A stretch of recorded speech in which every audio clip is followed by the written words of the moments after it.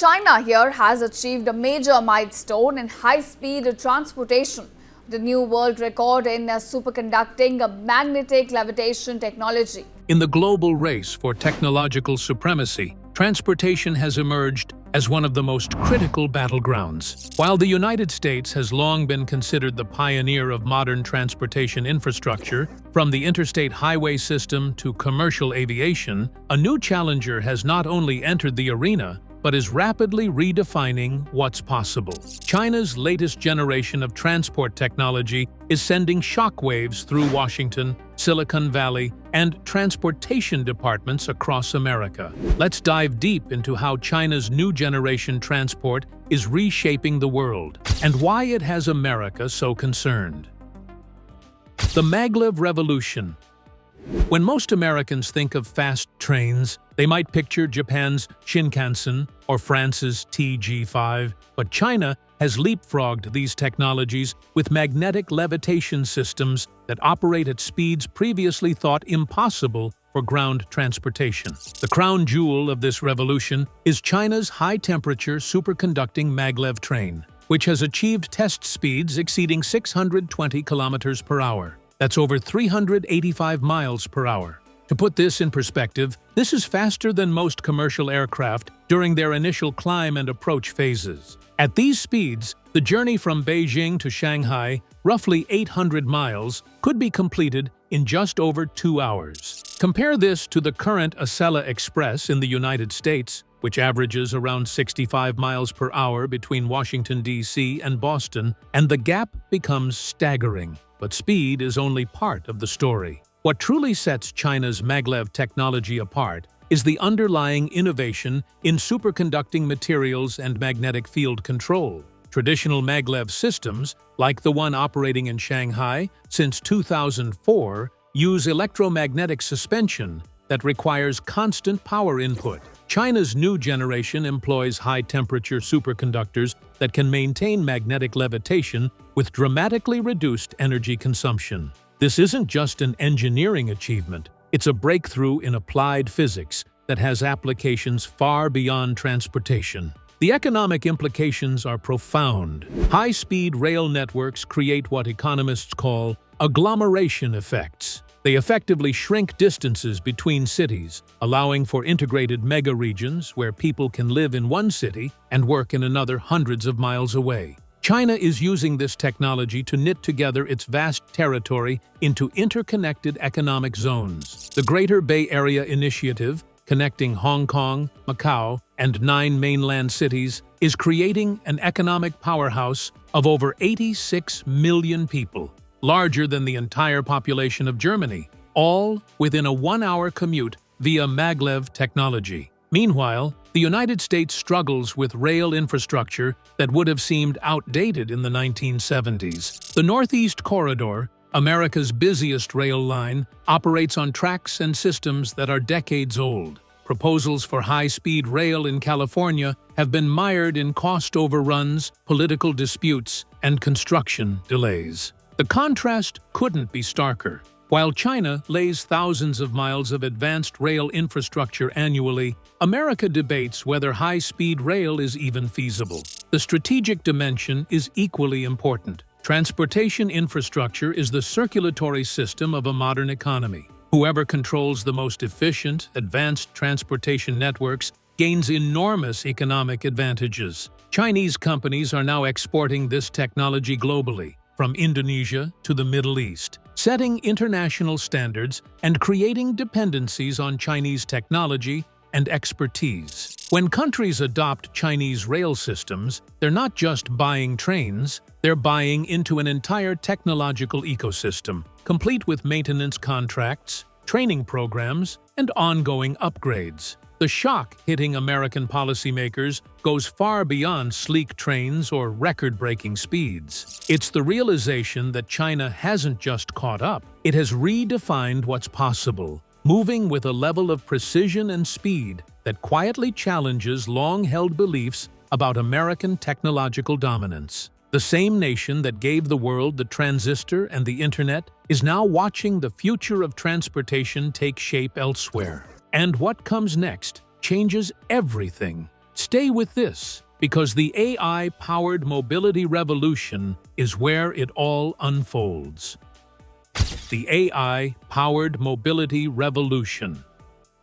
While the West has focused on individual autonomous vehicles, China has taken a fundamentally different approach, building entire urban transportation ecosystems designed from the ground up for AI-powered mobility. This isn't about replacing human drivers with robot drivers, it's about reimagining urban transportation as an integrated, intelligent network. Cities like Shenzhen, Guangzhou, and Hangzhou have become living laboratories for what transportation experts call mobility as a service, MaaS on steroids. Imagine a city where autonomous buses, robotaxis, delivery drones, and personal vehicles all communicate with each other and with smart infrastructure in real time, optimizing traffic flow, reducing congestion, and minimizing emissions. This isn't science fiction. It's operational reality in multiple Chinese cities. Shenzhen, a city of over 12 million people, has completely electrified its public bus fleet, over 16,000 buses, and is rapidly deploying autonomous vehicles across the city.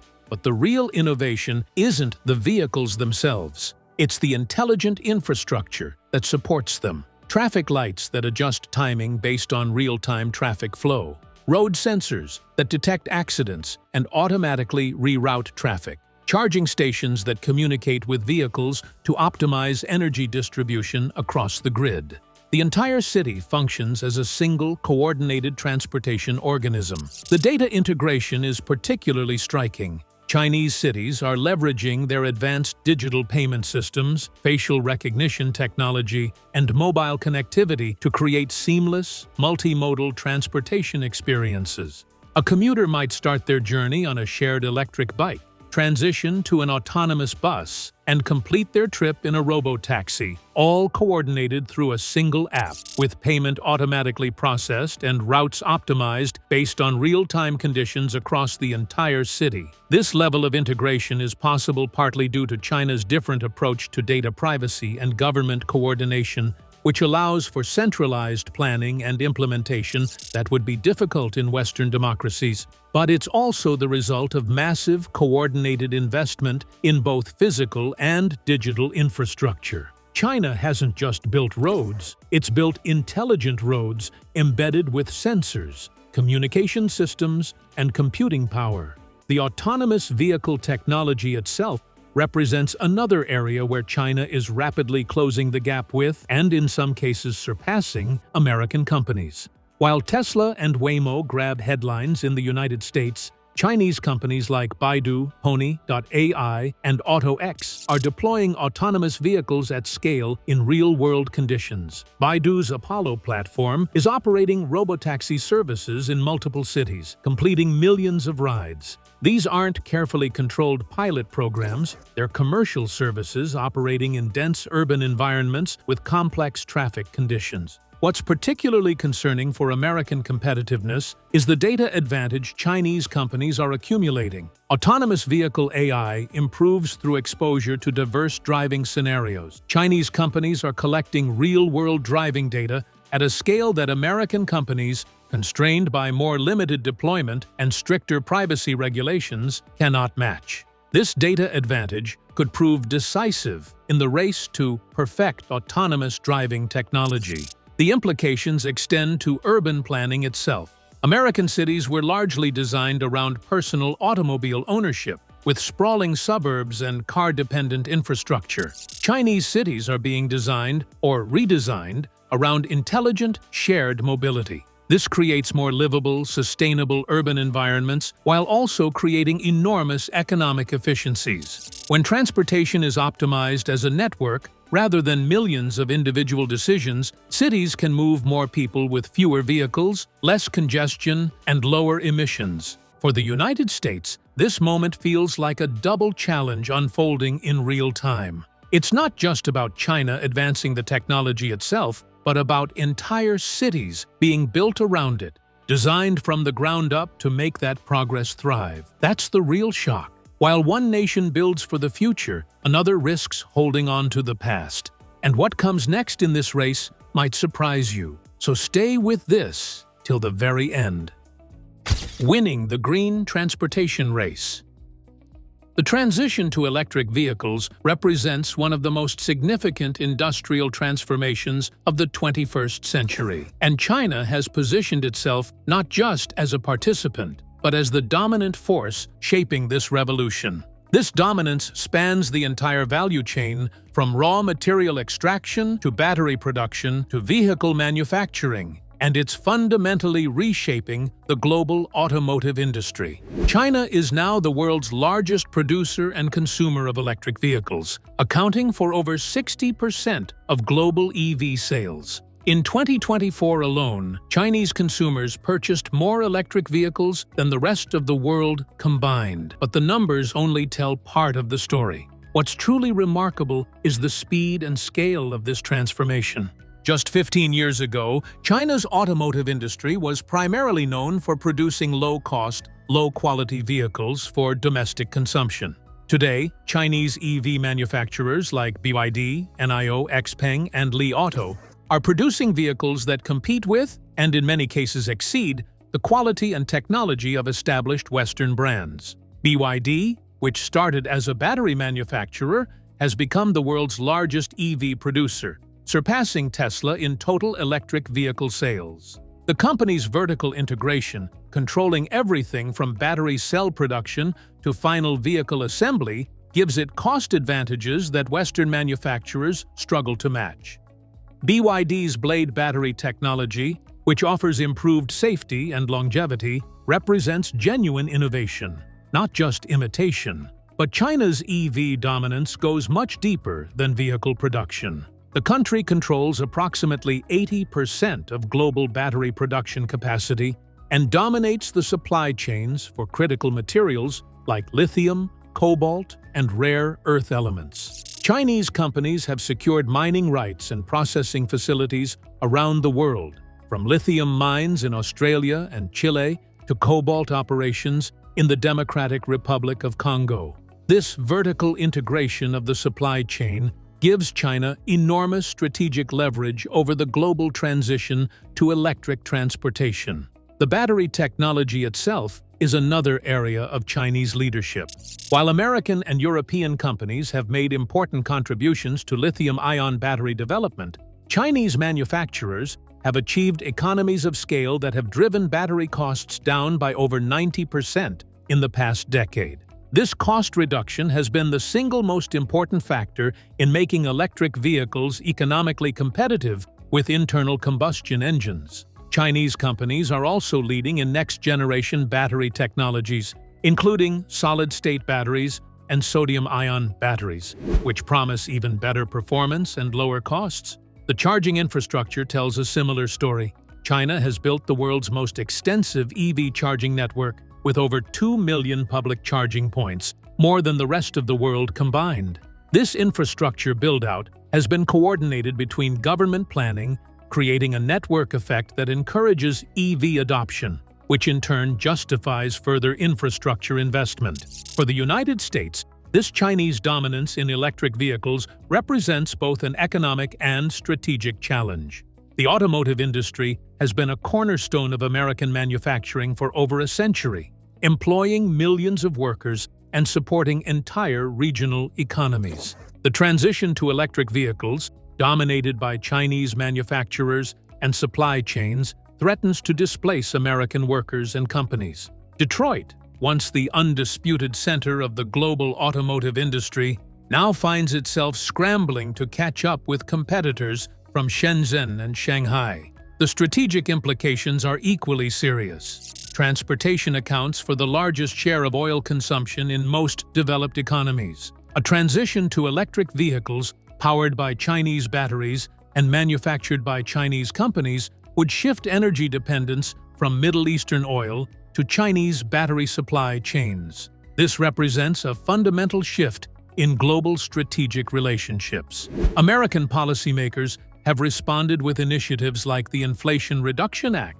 which provides subsidies for domestic EV production and battery manufacturing. But these efforts face significant challenges. Building battery production capacity takes years, and requires enormous capital investment. Securing alternative supply chains for critical materials requires diplomatic and economic engagement across multiple continents. And even with subsidies, American manufacturers struggle to match the cost efficiency of Chinese competitors who benefit from economies of scale, vertical integration, and supportive government policies. The shock for America isn't just that China has become competitive in electric vehicles, it's how quickly that competition turned into full-scale dominance across the entire value chain, leaving long-standing industry giants scrambling to catch up. The very nation that once defined modern manufacturing is now watching the future take shape elsewhere. But here's where it gets even more intriguing. Because what comes next could reshape everything you think you know about transportation, so stay with this till the end. Hyperloop and future transport. While Elon Musk's Hyperloop concept captured imaginations in the West, it's China that's making the most aggressive moves to turn vacuum tube transportation from science fiction into reality. Chinese engineers and companies are developing multiple competing approaches to ultra-high-speed ground transportation, and the progress is both rapid and substantial. China Aerospace Science and Industry Corporation, CASIC, a state-owned enterprise primarily known for missile and space technology, has been developing a high-speed flying train system that would operate in low-pressure tubes at speeds up to 4,000 kilometers per hour, roughly 3 times the speed of sound. While this might sound fantastical, the project has moved beyond conceptual design to building test facilities and conducting prototype trials. The technology leverages China's expertise in aerospace engineering, magnetic levitation, and vacuum systems. The T-Flight project, another Chinese initiative, is developing a maglev system operating in partial vacuum that targets speeds of 1,000 kilometers per hour for initial deployment. Test tracks have been constructed, and the project has attracted significant government and private investment. Unlike some Western Hyperloop ventures that have struggled with funding and technical challenges, Chinese projects benefit from coordinated government support, access to manufacturing capacity, and the ability to rapidly build test infrastructure. But China's vision for future transport extends beyond vacuum tubes. The country is also investing heavily in electric aviation, including electric vertical takeoff and landing (eVTOL) aircraft, essentially flying taxis. Companies like EHang have already conducted thousands of test flights and received certification for passenger operations. Chinese cities are planning vertiports and air traffic management systems for urban air mobility, treating it not as a distant possibility, but as an imminent reality requiring immediate infrastructure planning. The low-altitude economy, as China calls it, is being developed as an integrated system combining drones for delivery, eVTOL aircraft for passenger transport, and intelligent air traffic management. The government has designated this as a strategic priority, with targets to create a trillion-yuan industry by 2030. This isn't just about building aircraft, it's about creating an entire ecosystem of manufacturing, infrastructure, regulation, and services. China is also pioneering in intelligent logistics and cargo transport. Autonomous cargo ships, smart ports with automated loading and unloading, and AI-optimized logistics networks are being deployed at scale. The port of Shanghai, already the world's busiest container port, is being transformed into a largely automated facility where AI systems coordinate the movement of millions of containers with minimal human intervention. The integration of these various transport modes is perhaps most impressive. Chinese planners envision a seamless transportation network where high-speed rail, maglev, autonomous vehicles, urban air mobility, and traditional transport modes all work together as a coordinated system. A journey might begin with an autonomous vehicle to a vertiport, continue via eVTOL to a high-speed rail station, and complete with a maglev train, all booked through a single platform with optimized routing and integrated payment. For the United States, this aggressive push into future transport technologies represents yet another challenge to technological leadership. American companies and entrepreneurs have generated many of the original concepts. Elon Musk's Hyperloop white paper developer, the pioneering work on autonomous vehicles, early eVTOL designs, but China is moving faster from concept to implementation. The pattern is familiar: American innovation, Chinese implementation at scale. The reasons for this implementation gap are complex. China's political system allows for rapid decision-making and coordinated investment in ways that are difficult in Western democracies. The country's manufacturing capacity and engineering workforce provide the resources to quickly build and test new technologies. And perhaps most importantly, Chinese planners are willing to make massive, long-term infrastructure investments based on strategic vision rather than short-term return on investment. The shock for American observers is watching technologies that seemed like distant possibilities in the United States becoming operational realities in China. When Chinese cities have functioning eVTOL services, while American cities are still debating regulatory frameworks, when Chinese companies are building Hyperloop test facilities while American ventures struggle with funding, the gap between vision and execution becomes painfully apparent.